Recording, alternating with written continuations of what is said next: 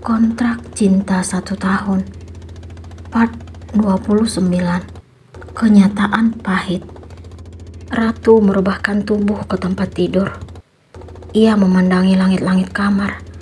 Bayangannya kembali tertuju pada saat acara pernikahannya dengan Revan. Saat itu, ia sangat jelas melihat kekecewaan terpancar di wajah laki-laki tersebut. Kala itu, ia tidak tahu apa yang membuat Revan tidak bahagia menjalankan pernikahan dengannya. Setelah acara resepsi selesai, ia baru tahu kalau suaminya itu tidak pernah menginginkan dirinya. Sekarang, ia baru menyadari kalau pernikahan yang diawali dengan sebuah kesepakatan akhirnya kini tidak akan bertahan. Ia dan Revan terikat dalam hubungan suci atas sebuah perjodohan. Hampir 2 tahun usia pernikahan mereka, ia tetap tidak berhasil memenangkan hati Revan. Terbukti hingga saat ini, laki-laki itu tidak mampu membuang bayangan masa lalunya. Ia kembali mengingat apa yang Bimo sampaikan tadi melalui telepon. Kenapa kamu sampai nggak tahu apa yang suamimu lakukan di luar sana? Aku di rumah, Bim. Aku nggak mungkin harus tahu apa yang Mas Revan lakukan. Ratu berusaha memberikan jawaban yang tidak membuat Bimo curiga. Seorang suami seharusnya jujur sama istri tentang apapun itu. Bimo tetap menganggap Revan bersalah. Mungkin dia sengaja merahasiakannya dariku, Bim. Sungguh, gak bisa diterima akal. Kalau hubungan kalian baik-baik saja, gak mungkin dia menyembunyikan sesuatu darimu. Maksud kamu apa, Bim? Kamu pikir aku gak tahu kalau kalian tinggal terpisah? Ratu sontak kaget mendengar tebakan Bimo. Itu gak benar, Bim. Ratu berusaha mengelak. Kamu gak perlu bohong. Aku sudah tahu sejak beberapa bulan yang lalu. Apa? Jangan bilang kamu mengikuti langkah Mas Revan. Itu memang benar. Aku sengaja mengikutinya karena ingin memastikan apa benar kamu bahagia bersamanya. Untuk apa kamu melakukan semua itu, Bim? Karena aku gak mau melihat kamu menderita. Tindakanmu terlalu jauh, Bim. Kamu gak berhak untuk tahu tentang kehidupanku. Aku bertindak seperti itu karena tidak ingin melihat wanita yang kucintai menderita. Ratu tidak ingin percaya dengan apa yang Bimo katakan. Sahabatnya itu berani mengutarakan perasaan cinta kepadanya yang sudah berstatus sebagai istri dan ibu. Ia berharap bahwa apa yang Bimo katakan itu tidak benar. Jangan bercanda kamu, Bim. Ratu masih berharap kalau sahabatnya sedang bergurau. Itu fakta. Sejak SMA, rasa itu sudah tumbuh. Tapi kamu tidak pernah menyadari perasaan yang kumiliki karena hatimu tertuju hanya untuk Revan. Ternyata selama ini Mas Revan benar. Ratu kembali mengingat ucapan Revan. Maksudnya, dia merasa kalau kamu menaruh hati padaku, tapi aku gak percaya. Hanya kamu yang tidak bisa memahami perasaanku. Cinta juga sangat tahu tentang ini. Apa? Aku gak percaya dengan semua ini. Ratu pun mengakhiri pembicaraan, lalu menutup telepon. Ratu masih tidak dapat menerima apa yang telah Bimo sampaikan. Selama ini, ia tahu kalau laki-laki itu seorang teman yang sangat pendiam jika berada di dekatnya. Ia tidak mengetahui apa yang Bimo rasakan. Sekarang, ia kembali memandang layar ponselnya dan berharap Revan memberikan kabar tentang keberadaannya saat ini. Ia masih tidak habis pikir kenapa suaminya itu benar-benar tidak mengingat anaknya selama seminggu ini. Apa yang Ratu harapkan menjadi nyata di depan mata. Ada panggilan masuk dari Revan. Ia sudah tidak sabar untuk menanyakan apa yang telah Bimo sampaikan. Ia ingin tahu kebenaran dari Revan. Assalamualaikum. Ratu memberikan salam. Waalaikumsalam. Tumben kamu nelpon. Kirain kamu udah lupa punya keluarga. Kok ngomongnya gitu sih, sayang?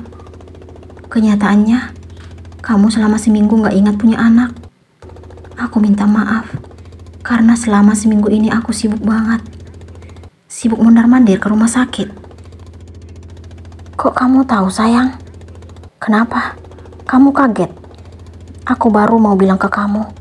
Ternyata kamu udah tahu. Ratu terlanjur kecewa kepada Revan yang tidak merasa bersalah. Akhirnya, ia mengakhiri pembicaraan lalu menutup telepon. Namun, suaminya itu kembali menelpon, tetapi tidak ia hiraukan. Hari ini, Ratu ingin membuktikan kebenaran dari apa yang telah ia dengar dari Bimo dan Revan. Ia meminta Bu Bella untuk menjaga Andra. Ia merasa tidak kuat untuk tetap berdiam diri di rumah hingga tidak tahu apa yang dilakukan suaminya. Ratu titip Andra ya, Mah. Sebenarnya kamu kemana, sayang? Bu Bella penasaran. Ini benar-benar penting banget, Mah. Sepenting apa sih? Cerita dong sama Mama. Nanti jawabannya kalau sudah Ratu dapatkan, pasti cerita ke Mama. Oh ya, Ratu pinjam mobil Mama ya. Iya deh, Mama tunggu cerita kamu. Ratu pergi ya, Mah. Assalamualaikum. Ratu pun beranjak meninggalkan ibu dan anaknya. Waalaikumsalam. Bu Bella membalas salam sambil memandang kepergian Ratu. Ia heran dengan sikap putrinya yang tidak seperti biasanya. Ratu kembali melihat pemandangan di sepanjang jalan. Semenjak kehamilannya setahun yang lalu, ini pertama kali ia mengendarai kendaraan sendiri. Selama ini, ia lebih banyak menghabiskan waktu di rumah. Kalaupun harus keluar rumah, ia selalu bersama Revan. Akhirnya, ia tiba di rumah sakit. Ia pun memarkirkan kendaraan. Sebelum memasuki rumah sakit, ia melihat mobil Revan terparkir tidak jauh dari tempat ia berada. Ia yakin akan segera mengetahui apa tujuan Revan di rumah sakit saat ini. Ia berjalan memasuki rumah sakit tersebut sambil melihat-lihat kamar pasien untuk mencari tahu keberadaan suaminya. Tiba-tiba, pandangannya tertuju pada satu kamar. Ia melihat pemandangan yang tidak ia harapkan.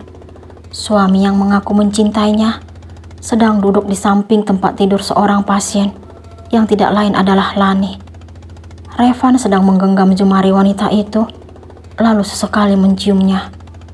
Dada Ratu sangat sesak melihat pemandangan tersebut. Ia makin yakin kalau suaminya itu tidak pernah berhasil melepaskan masa lalunya. Ia ingin segera meminta penjelasan kepada Revan. Ia pun memberanikan diri memasuki kamar tersebut.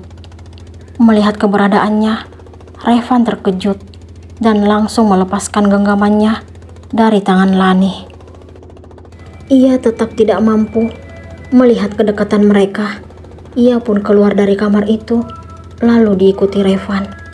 Ia tidak sanggup menyaksikan apa yang ia lihat, hingga bening kristal dari pelupuk matanya tumpah tanpa diminta. Revan mengejarnya dan berhasil meraih tangannya. Tunggu sayang, aku bisa jelasin semuanya. Tidak ada lagi yang perlu dijelasin. Semuanya sudah terbukti kalau kamu lebih mengutamakan wanita masa lalumu daripada keluargamu sendiri. Ini bukan seperti yang kamu pikirkan. Jadi, aku harus berpikir seperti apa? Tetap sabar melihat laki-laki yang mengaku mencintaiku bersikap mesra pada wanita lain. Aku terpaksa melakukan semua ini, sayang. Cukup, Mas. Aku udah capek hidup dengan semua kebohongan yang kamu tunjukkan selama ini. Sekarang aku semakin percaya dan yakin bahwa hubungan kita tidak mungkin untuk dipertahankan lagi. Bebaskan aku, Mas. Aku minta cerai. Jangan pernah mengeluarkan kata-kata itu, sayang. Aku mohon. Revan berlutut sambil memegang kedua kaki Ratu. Sudah cukup penderitaan yang kamu berikan. Kita tidak seharusnya menjalin ikatan pernikahan karena kamu tercipta bukan untukku. Pernikahan kita hanya sebuah kesepakatan dan perjanjian di atas kertas. Aku bukan pilihanmu. Aku mohon, aku gak mau pisah dari kamu, sayang. Revan tetap berlutut tanpa peduli dengan lalu lalang orang yang melihat ke arah mereka. Sekarang aku lepaskan kamu dan kembalilah bersama wanita yang telah memberimu cinta dan kebahagiaan. Segera urus perceraian kita, supaya kamu segera bersatu dengannya. Aku gak mau, sayang. Wanita yang kucintai saat ini hanya kamu, bukan dia atau siapapun. Lepasin, Mas. Aku mau pulang. Anakku sangat membutuhkanku. Berbahagialah karena akhirnya kamu kembali bersatu dengan wanita yang kamu dambakan. Maafkan aku karena telah lancang memasuki kehidupan kalian. Aku gak bisa hidup tanpa kamu dan anak kita. Tolong jangan pergi dariku. Sudah cukup omong kosong yang kamu berikan, Mas. Kenyataannya selama seminggu ini, kamu bisa hidup bahagia tanpa kami, karena ada dia yang kamu cintai. Kamu salah paham, sayang. Lepasin. Aku sudah muak mendengar kebohonganmu. Ratu akhirnya berhasil melepaskan diri dari Revan. Ia pun meninggalkan laki-laki yang kini lebih mengutamakan wanita lain dibanding dirinya dan buah hati mereka. Ia meluapkan amarah dan kesedihannya di mobil. Ia menangis sejadi-jadinya, mengingat apa yang telah ia saksikan di depan mata. Revan dengan sengaja lebih memperhatikan wanita masa lalunya. Kenyataan yang kini Ratu hadapi sungguh sangat memilukan. Ia tidak pernah menyangka kalau keromantisan yang dulu pernah Revan berikan hanya sementara. Kenyataan yang ia hadapi saat ini, suaminya tetap memilih wanita masa lalunya. Apakah Revan dan Ratu akan benar-benar berpisah?